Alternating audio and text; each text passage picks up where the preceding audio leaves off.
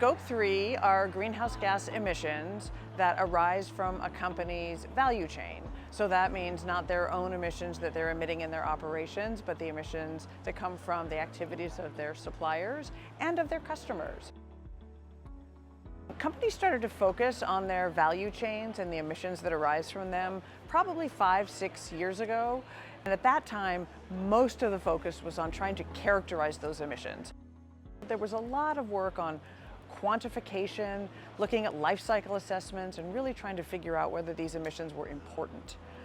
Now, we've all agreed that they're important, so the conversation is much more on how do I use my place in the value chain to try to help suppliers and customers change their behavior and bring the emissions down, to really take action. Because all of the talk and the engagement and the understanding the emissions is necessary, but it's not what we need to get to, which is actually reducing emissions from all of the products and services we consume. Supply chain engagement is a term that's used pretty loosely, and it could mean anything from talking with your suppliers about their emissions or about their programs, or asking them to report to CDP, or simply expanding the nature of the conversations that your supply chain management team already has. That work to expand the circle of what it means to be a supplier to a company is definitely worthwhile and working.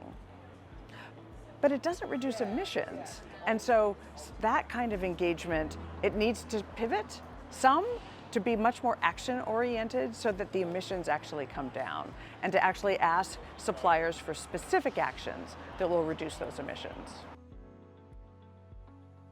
First of all, to have the communication. So working with your supplier management teams is critical. They've been doing this for a very long time. So have that ability to communicate.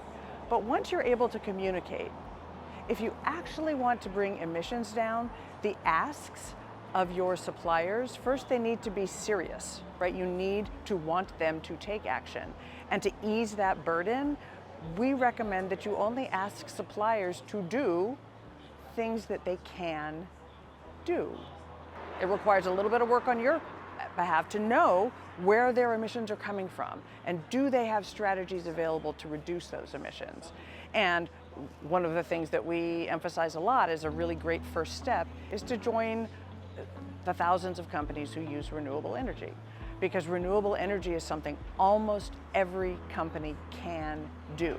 And that is a first step that brings companies into a more serious engagement with their suppliers that results in reducing emissions.